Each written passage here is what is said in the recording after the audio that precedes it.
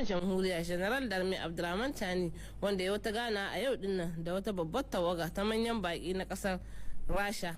wadda ta hada manya-manyan masana da kuma ministrori a fannoni daban-daban, kama daga fannin kasuwanci da kuma harkar wutar lantarki da dai sauransu, wanda suka zo domin ƙara ƙarfafa hulɗar da ke tsakanin ƙasashen biyu da kuma yin ayyuka tare a kamfanoni daban-daban na ƙasar nan.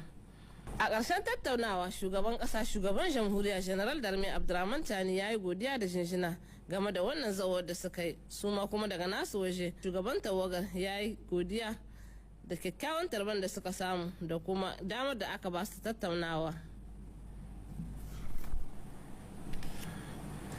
Haka zalika daga nashi waje Prime Minister Ali Muhammad Lamin Zain, kuma ministan kula da sha'anin tattalin arzikin ƙasa, ya gana da wannan muhimmiyar tawaga ta 'yan ƙasar Rasha, inda suka tattauna akan muhimman batutuwa a fannoni daban-daban da za su haifo alheri a ƙasar ta Rasha da kuma nan Nijar. Gidauniya ce